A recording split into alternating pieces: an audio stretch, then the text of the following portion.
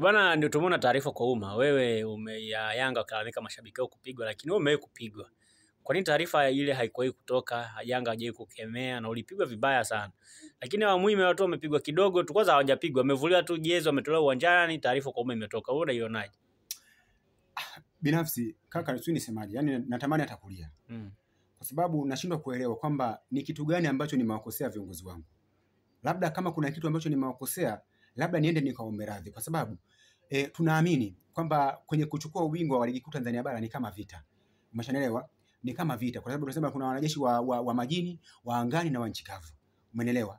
Mimi kama Kefa Chengula kwenye mchezo kati ya Simba na Azam FC pale Benjamin Mkapa, kulijitokeza baada ya kuisha ule mpira, ilikuwa sare ya 2-2. Kuna baadhi ya mashabiki wa Simba walikuja kunivamia, wakanipiga, walivyonipiga wakanivunja huu mkono. Umeelewa? Walivyonivunja huko, na nazungumza hivi vitu kwa ushahidi, kwa sababu na PF3 na Arabini ninazo, nilizipiga picha mpaka leo ninazo. Baada ya hilo swala kuisha, mitandao na media zote kubwa ziliripoti na ziliposti. Sasa nashindwa, na mimi pale nilishindwa kuhoji au kwenda kuzungumza zaidi, kwa sababu nilihofia kwamba yawezekana shabiki na mwanachama wa klabu ya Yanga akipigwa, taarifa kwa umma haifanyaje, haitolewi. Lakini jana nimeshangaa na nimestaajabu na nimeumia vibaya sana baada ya kuona wale mashabiki walioenda Zanzibar wamepigwa, taarifa kwa umma imetolewa. Mimi Kefa Chengula na wanachama wenzangu ambao tulipigwa pale Benjamin Mkapa na mashabiki wa Simba kwenye ile mechi ya Azam na Simba iliyotoka 2-2, tulivunjwa miguu na tulitolewa na vikosi vya FFU, polisi escort. Kwa mara ya kwanza mimi naweza kusema ndio shabiki ambaye nimetolewa na escort ya jeshi la polisi pale Benjamin Mkapa, kwa ushahidi, kwa sababu siwezi kuzingisha jeshi la polisi kwa sababu video zipo, kwa ushahidi video zipo. Nimetolewa na escort ya jeshi la polisi.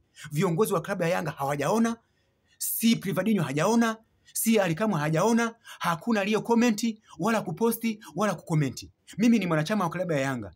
Kila siku mimi nipo kwa ajili ya klabu ya Yanga. Nipo kwa ajili ya kuhamasisha na kumotivate klabu ya Yanga iweze kusonga mbele. Kwa nini mimi navyo ile siku nimepigwa? Na mimi nasema hivi bwana Alex, hivi vitu mimi kwangu vinajitokeza ni kama ni Mungu tu anawaonyesha. Kwa sababu leo nakuja hapa ni mara ya pili. Ni kama Mungu anafanyaje? Anawaonyesha.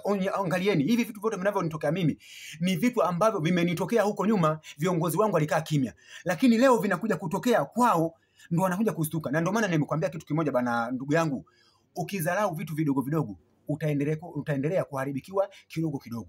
Mimi ni mwanachama. Yawezekana wale walioenda Zanzibar walitumwa na wana Yanga, au viongozi wa Yanga ndio waliwatuma, au sisi tulioenda pale Benjamin Mkapa, yawezekana sisi tulifanyaje, tulijituma sisi kama sisi. Umeelewa? Tulienda sisi kama sisi, hakuna mtu aliyefanyaje, aliyetutuma. Na ndio maana wa kule Zanzibar wametolewa taarifa kwa umma.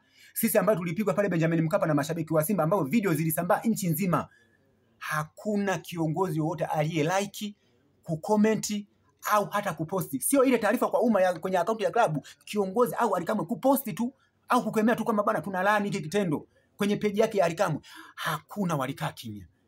Mpaka mimi huu mkono na kuja kutibisha, nimekuja kupona, mpaka wale maaskari wanakuuliza viongozi wako anajua. Nikasema bana, napambana mimi kama mimi sijui. Umeona, nimewaambia video wameziona, na mimi ni mwanachama, sijui kama amenitafuta.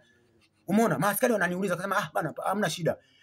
Uzuri yule shabiki aliyenipiga alikuwa ameonekana kwenye video, akakamatwa, ndo aliyelipa gharama za kufanyaje, za mimi kupona huu mkono. Lakini mimi bila yule mshabiki kukamatwa, manake mimi huu mkono ungekuwa umeoza. Manake huu mkono nimetibishwa kwa 500,000. 500,000 neti zimenitoka. Umeelewa? Yule jamaa alilipa 400,000, lakini nikatoa mfukoni mwangu kwa sababu nikaona yule shabiki mwenzangu yawezekana alipanic kwa sababu ya sare ya 2-2 akaja kunivaa. Umeelewa? Lakini kilichoniumiza mimi kwamba kwa nini viongozi wangu ambao nimewachagua kwa kura nyingi, kwa upendo na ukarimu, na nawaombea maisha marefu, kwa nini mimi ninavyopigwa, au si wanachama wengine ambao hatuna majina tunapigwa na mashabiki wa klabu ya Simba, mnakaa kimya, hamkemei? Hao wengine wanaopigwa mnawaona na mnaposti na mnatoa taarifa kwa umma. What if kwamba ni kwamba sisi hatuthaminiki ndani ya klabu, au hatufai kuwa wanachama wa klabu ya Yanga, au sisi tumewakosea nini viongozi wa klabu? Tungekuwa labda mimi ningekuwa labda kuna engo ambao nimekosea, semeni kama bana wewe tunashindwa kutoa taarifa kwa umma au kukemea mashabiki wasema kukupiga wewe ni kwa sababu unatukosea A B C D, ili nijirekebishe. Lakini kwa nini mimi navunjwa mkono, natolewa na FFU, escort ya jeshi la polisi, natolewa? Manake nashukuru jeshi la polisi kwa dhati kabisa, na washukuruni sana, kwa sababu ile siku walinipa na njia mbadala. Waliniambia vua hii jezi ya Yanga ibadilishe ndani nje, nje ndani. Umenelewa? Nilivyofanywa vile, wakanitoa kwa jeshi, wakanitoa pale nje, wakanipakiza kwenye pikipiki, ndio kupona kwangu. Sasa nashindwa kuelewa viongozi lile swala hawakuliona. Siwazingishii kwa sababu jeshi la polisi huwezi kulizingishia, ni mashahidi waliona, na jeshi la polisi naokolewa walikuwepo pale, waliona. Yule askari yupo na video zipo, hata saizi wakisema toeni, kwa sababu mimi ni mzee wa fact na uzungumza ukweli, wakisema toa hizo video ambazo unasema jeshi la polisi zilikuwepo, zipo. Sasa viongozi wangu kweli hilo hamkuliona? Baba, naumia vibaya mno, niliumia sana. Naipenda sana klabu ya Yanga, nawapenda sana viongozi wa klabu ya Yanga, lakini hivi vitu kila siku mimi nakuwa nalalamika jamani, nalalamika na maana sio nalalamika mimi tu, na mashabiki wenzangu huko nyuma wengine wanakata tamaa, wanaachana kabisa na kushabikia klabu. Lakini mimi nazungumza hivi kwa niaba ya wengine kwamba jamani, huku chini kuna mashabiki wengine wanafanyia vitu vibaya. Nyinyi viongozi mnaviona, lakini mnakaa kimya. Hawa watu huku wanazidi kufanyaje? Ipo siku tu klabu yetu tunakoelekea tutabaki tu mashabiki watano, kwa sababu tunadharau hao watu. Wanapigwa kama mimi nilipigwa, huu mkono nilivunjika. Maana yake ningekuwa na roho ndogo ningeacha kushabikia Yanga, lakini nikasema haiwezekani. Nikaendelea kufanyaje? Nikaendelea kuimotivate kwamba anyway, nimechagua Yanga, nimezaliwa nikiwa Yanga, naipenda klabu yangu na wapenda viongozi wangu. Anyway, pote nitafia Yanga. Na wewe uliwahi kuwatafuta kina Alikamwe, kina Priva, waambie changamoto hizo? Changamoto hizo kaka wanazijua. Wanazijua. Hususani kiongozi wangu simzingishi, Alikamwe anazijua. Kuna siku moja kwa mfano ile ambayo nilisema ya kupata ajali kwenye magrupu ya Yanga ambayo Alikamwe yupo, ilipostiwa. Umeona? Ilipostiwa, na alipoposti aliona, akakaa kimya. Izifu kwamba aliyepata ile ajali ni mende au ni kunguru tu amekufa basi. Lakini leo watu wao ambao wanawapenda wao wameguswa, wanatoka front na taarifa kwa umma. Mimi Kefa Chengula nimepigwa kaka, wanasema kanyaga twende ngoma itambae. Umenelewa? Hatuwezi kufika. Mimi nazungumza hivi kaka, haijalishi nitafanya kitakachonipata, nipo tayari, kwa sababu najua napambana na watu ambao wamejizira, ambao ni maslahi ya watu. Umeshanelewa? Na nazungumza huko kweli kwenye viongozi wangu wa klabu ya Yanga. Kama wataona hili swala ni la kweli, warekebishe. Kama waona ni la uongo, waniite mezani, waseme thibitisha haya unayoyasema. Mimi kaka, nisikufichi, nina kila kitu kwenye simu hii. Vyote nilivyovizungumza tangu anze kunirekodi, ninavyo vyote kwenye hii simu, ambavyo vingine nimewatumia hao viongozi. Waseme bana, hayo unayoyasema thibitisha kwamba wewe ulipigwa na klipu gani na media gani ziliposti. Kaka, ni bahati mbaya siwezi kusema hapa. Kama mtaniruhusu niseme hizo media. Taja tu, sema tu. Millard Ayo aliposti. Millard Ayo alifanyaje? Aliposti. Kuna Kitenge TV aliposti. Wasafi waliposti. Umenielewa? Hizo media kubwa. Tunajiuliza, hizo media zote hakuna kiongozi wa klabu ya Yanga ambaye hazifahamu? Wanazifahamu, isipokuwa kuna mkakati na mchakato wa kususia, wa kunitelekeza, kwa sababu imeonekana ni mtu wa kunyoka. Kwenye hivi virabu ukishakuwa mtu wa hivi, huwezi kupata msaada wowote. Mashabiki ambao tunaona wako na Yanga kila siku ni kwamba kuna kitu wanapata na nyinyi ambao sasa mnaonekana mko na timu na mnasema ukweli, kuna kitu mnakosa. Baba, penye riziki baba. Penye riziki. Mimi nataka nikwambie kitu kimoja.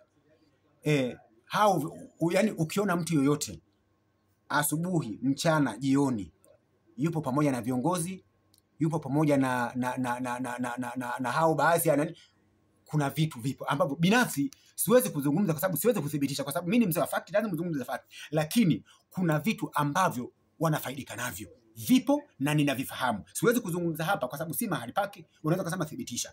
Umeelewa? Na wakisema thibitisha na thibitisha, kwa sababu mimi ni mwana hamasa, nipo ndani kwenye hizo hamasa, na wafahamu, wananifahamu. Na ndio maana mimi baada ya kuona ni msema ukweli, walinifanyaje? Walifanya ile kuniweka pembeni, walinitoa kwenye magrupu. Baada ya hizi video kutrend, wakanitoa kwenye magrupu, wakiwa na maana kwamba huyu mtu ipo siku atakuja kufanyaje? Kuzungumza vitu ambavyo vinaendelea. Kwa hiyo mimi binafsi kama Kefa Chengula niachane na hivyo. Mimi nipo kwa ajili ya kufanyaje? Ya kuomba wanachama wenzangu, sio mimi Kefa Chengula tu, wengine wakipata matatizo ambao hawana majina wasaidiwe. Sio mimi. Mimi nitajitetea pamoja na jeshi langu la polisi. Mimi nitapambana na jeshi. Kama mashabiki wa Simba taendelea kunipiga, wanipige, nitawapeleka jeshi la polisi. Sitaki taarifa kwa umma, kwa sababu taarifa kwa umma zina wenyewe.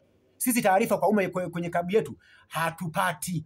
Wanapata wale watu ambao wanapendwa na viongozi. Sisi ambao tunachukiwa na viongozi, taarifa kwa umma haifanyaje? Kwa nini nyinyi mnachukiwa na viongozi? Sijajua.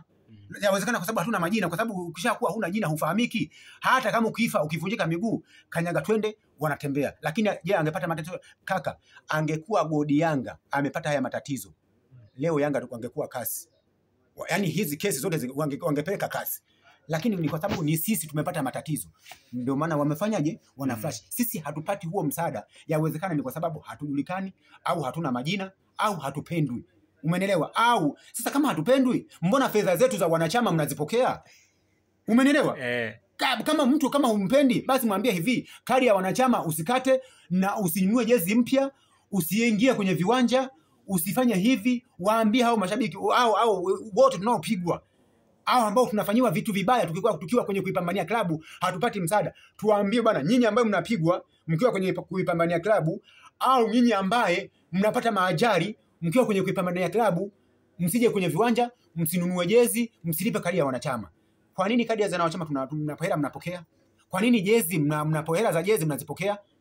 Tafsiri kwamba ni kwamba mnaufahamu msaada wetu. Sasa kwa nini tukipata matatizo mnakaa kimya? Mimi kama Kefa Chengula niwe mwazi, regardless kitakachonitokea, nitasema ukweli. Ukweli ni Mungu, uongo ni shetani. Nitasimama upande wa Mwenyezi Mungu kwa sababu naamini nipo sehemu sahihi, simzingishii yoyote wala simsakizii yoyote. Ndio maana nimesema mimi bwana Alex, haya nayosema kama yoyote atakayeona bana hayo maneno nayozungumza ni ya uongo, basi waseme bana, wewe dogo, nayo maneno unayozungumza unasema wewe ulipigwa, ulivunjika mkono, onyesha hiyo, leta hiyo Pep3 ya jeshi la polisi, au twende jeshi la polisi cha Ng'ombe ukathibitishe. Si ndivyo bwana Alex? Twende ukathibitishe unayosema. Au hivyo au akina Miradi Yayo ambao unasema waliposti, wakina Kitenge, wakina Ayo waliposti, twende ukaonyeshe, au leta hizo klipu ndio tuone kati yangu mimi na wao nani muongo. Mwingine amesema hivi, sasa mashabiki wangapi watakuwa mwingine kwenye ile ya ajali wakasema watasaidiwa wangapi, wanachama wangapi watasaidiwa. Nataka nikuulize bwana Blaza, je, kwenye hizo harakati tutakuwa tunakufa kila siku, ajali tutakuwa tunapata sisi kila siku? Au kwenye hilo tukio, kwa mfano kwenye ile dabi ya Simba na Yanga, si alikufa mtu mmoja?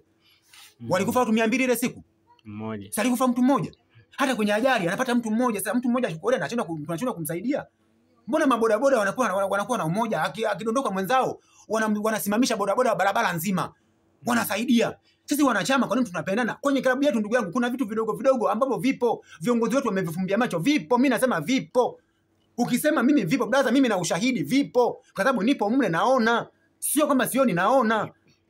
Umenielewa? Mimi ninachopenda kwenye klabu yetu na wapenda viongozi wangu, isipokuwa ninachopenda tushikamane, upendo uwe atipa. Asiwepo shabiki ambaye ni maarufu kuliko mwingine, asiwepo mwanachama ambaye ni pendwa kuliko mwingine, asiwepo mwanachama ambaye yupo karibu na viongozi kuliko mwingine, asiwepo mwanachama ambaye anasaidiwa kuliko mwingine. Mwanachama aliyeko Mwanza awe sawa sawa na influencers wanaoshinda pale makao makuu ya klabu. Mwanachama aliyeko Mbeya Makete awe ni sawa sawa na mwanachama aliyoko pale influencers pale makao makuu ya klabu. Asiwepo mtu ambaye ni pendwa au anapewa jezi za bure, au analipigwa kadi ya wanachama za bure, au anasafirishwa kwenda mikoani bure kuliko sisi. Kwani haiwezekani? Au influencers kazi yao ni nini? Wanajua wao wenyewe viongozi waliowakumbatia. Mimi sijui. Kwa sababu wao ndio wamewekwa pale, wanajua wao wenyewe. Mimi sijui wamewekwa pale kwa ajili ya nini. Kwa sababu mimi ninavyoona hivi vitu kuna vitu, kwa sababu kama hivi vitu kweli mimi nashindwa kuelewa kwamba je, wale watu safari zote za mikoani, mimi nimejitahidi kadri ya uwezo kwenda mikoani, lakini ni pagumu. Lakini wao unakuta kila siku sehemu hapo, inaonekana kuna vitu baadhi wanavipata wenzetu. Umeelewa? Au inawezekana sisi, na ndio maana walisema mimi niliomba kuingia kwenye influencers. Walinipa masharti haya matatu kwa ushahidi. Walisema cha kwanza kabisa uwe na watu milioni 10 Instagram. Sio milioni 10 ambao wanaangalia, ambao wanaposti na kucomment, kitu ambacho Ronaldo na Messi hawa watu milioni 10 kwenye Instagram hawana. Umeelewa? Walisema inatakiwa kiingilio la 5 kuingilia kwenye hiyo influencers la 5. Nikasema ina maana hivyo vyote, maana yake kuna kitu huko. Maana yake kama kwenye kijio cha bodaboda wakisema 200,000, maana yake unaweka pale mgundini unapata nini? Unaingiza fedha. Sasa kama hicho viingilio wanasema uwe si kiingilio shilingi na uwe na watu milioni kwa ajili ya nini? Maana yake kama influencers ukiwepo pale upo kwa ajili ya klabu, maana yake upati chochote, isipokuwa unavuja jasho kwa ajili ya nini? Kwa ajili ya klabu. Lakini mimi walinizuia, walisema wewe hakuna kuingia huku, baki kwenye huko manini, kwenye hayo makundi mengine. Maana yake huko ndani kuna vitu ambavyo wanavipata, ambavyo ndio maana walinizuia mimi kufanyaje kwenda. Mimi kaka nitasema Mimi kama kupigwa nimepigwa, yani kama vyovyote itakavyokuwa. Umeniona haya makovu. Mimi kama kaka, mimi regardless, fanyeni mtakachokifanya, lakini mimi ilimradi tu naipambania klabu yangu ya Yanga isiende shimoni. Naipambania klabu ya Yanga mwakani tuingie nusu finali, twende finali kulete kombe. Tusirudi tena kwenye unajua tunaishia kwenye makundi kama hivi. Ni lawama kama hizi, ni manunguniko kama haya. Na ndio maana klabu yetu inarudi inafanyaje? Inarudi nyuma kwa sababu ya vitu kama hivi. Kwa sababu mimi ninavyozidi kunungunika na ninanungunika nikiwa kweli nimefanyiwa. Umeshaelewa kaka? Nilikuwa nanungunika kweli nimefanyiwa, ningekuwa sijafanyiwa. Ningekuwa sijapigwa pale Benjamin Mkapa. Ningesema bwana Mungu nawazingishia viongozi wangu. Lakini ni kwa sababu nimefanyiwa, nalia na moyo wangu. Mungu wa mbinguni anavisikia, na ndio maana klabu yetu inarudi nyuma. Hivi vitu ndugu zangu wanachama, viongozi na viongozi wangu, mvikemee. Mimi nipo kwa ajili na mimi nawaunga mkono, tena nimewachagua kwa kula za upendo. Na wapenda vibaya mno viongozi wangu. Nampenda sana Engineer nampenda sana mimi yule baba. Yaani namkubali vibaya mno. Lakini wa huku chini wao wadogo yawezekana hivyo vitu Engineer hajui. Maskini ya Mungu baba yangu nisamehe. Yawezekana hata wewe hujui, au makamu wa rais Arafati Hajaji hajui. Yawezekana au mtendaji mkuu hajui, lakini hawa wa kawaida wasemaji wa nani wanajua, kwa sababu hivyo vitu wanaviona. Na hata kama Engineer akiviona, Engineer hahusiki na hivyo vitu. Hawezi kuhangaika kuposti tu kufanyaje? Hapana. Lakini huku chini mimi sio kwamba titolewe taarifa kwa umma. Hata kama tu msemaji kuposti kuonekana anakemea au kuonekana anajari kwamba bana mwenzetu ambaye anaipambania klabu alienda pale Benjamin Mkapa, na ni kweli sisi ile siku tulifanikiwa kwa sababu tulipata pale Benjamin Mkapa, tulipata Azam alipata sare. Maana mimi nilifanikiwa, maana nilikuwa kumuunga mkono Azam apate sare ili Simba ashuke, Yanga tufanyaje? Tupande. Maana nilikuwa kwenye harakati za kufanyaje? Za kuipambania klabu. Na nilivyotoka nikaenda kuzungumza na vyombo vya habari, na ndio ile nipelekea kupata haya matatizo, na hayo matatizo niliyopata vyombo vya habari nimeposti. Kwa hiyo leo viongozi wangu mnaona hayo maswala, mimi naipenda Yanga brother, nitaishabikia klabu ya Yanga mpaka nitakavyoingia kaburini. Nitaipenda klabu ya Yanga mpaka nitakavyoingia kaburini. Sawa, pamoja na haya maneno yangu. Kuna hayo yote ambayo umezungumza, of course watu wamekusikia, lakini vipi kuhusu dabi? Wewe unaonaje? Unajua msimamo wa klabu na usimamia msimamo wa klabu. Lakini kuna kitu ambacho naweza nikasema kwamba je, huo ubingwa wa NBC tutapata kwa kanuni ipi? Umeelewa? Huo ubingwa maana huwezi kupata ubingwa ukiwa umecheza mechi 28. Umeelewa? Haiwezekani. Itakuwa ni maajabu. Umeelewa? Isipokuwa mimi binafsi wanachokifanya viongozi wa Yanga kwa upande mwingine na waunga mkono, kwa sababu hizi dabi zinaahirishwa kizembe, watu wanaumia, watu wanatoka huko mikoani wanalipa manuru kwenye makosta, kwenye mabasi. Hizo nauli zinalipwa na nani? Hii pressure ambayo viongozi wanaipeleka kwa bodi ya ligi na kubaliana nao 100%. Isipokuwa bodi ya ligi na nyinyi mjirekebishe, angalieni, jifunzeni hata kwa bodi kwa kafu. Kafu juzi wamesema mechi Zanzibar ni Zanzibar. Simba amefurukuta lakini kaina Zanzibar. Kueni na msimamo bodi ya ligi. Hivi vitu sisi tunaumia. Isipokuwa mimi ninachoomba viongozi wangu wa Yanga, hili jambo lisukumeni, lakini tuwaonyeshe kwamba kwa siku nyingine wasirudie, lakini mechi ichezwe, kwa sababu tuna wachezaji wazuri, tuna benchi la ufundi zuri, tuna wanachama bora, tuna mashabiki bora, tunaongoza msimamo, umeshaelewa, tuna wafungaji wazuri, tuna everything. Ametoka Stefan Aziz Kitu, kwa sababu beki bora tunaye sisi, golikipa bora tunaye sisi, kiungo bora tunaye sisi, mfungaji bora tunaye sisi, timu bora tunaye sisi. Sasa tunaogopa nini? Mimi sidhani kama tunaogopa. Isipokuwa ninachokiona mimi ni kwamba Yanga wanajaribu kuonyesha kwamba kwa siku nyingine hivi vitendo, kwa sababu hata sisi vile vile kaka, nikwambie kitu kimoja, hata slogan yetu inatuhukumu. Kwa sababu sisi tunasema Yanga daima mbele, nyuma mwiko. Nyuma baba haturudi. Yaani tutarudi kwa sababu ya serikali. Ikitokea labda kuna kitu serikali imeingilia kati. Lakini Yanga tumesema daima mbele, nyuma mwiko. Ndio mwiko. Yaani hiyo ndio miiko ya klabu. Tukirudi nyuma tumevunja miko ya klabu. Lakini whatever itakavyokuwa, amani ya nchi hii ni Simba na Yanga. Naombeni viongozi, chonde nipo chini ya miguu yenu. Ikitokea tunaenda kucheza, tukacheze, kwa sababu sidhani kama tutapata ubingwa wa NBC pasipo kucheza hiyo mechi. Ila pressure kwa hawa viongozi wa bodi ya ligi ni lazima tuwapelekee, ili kwa siku nyingine iwe fundisho.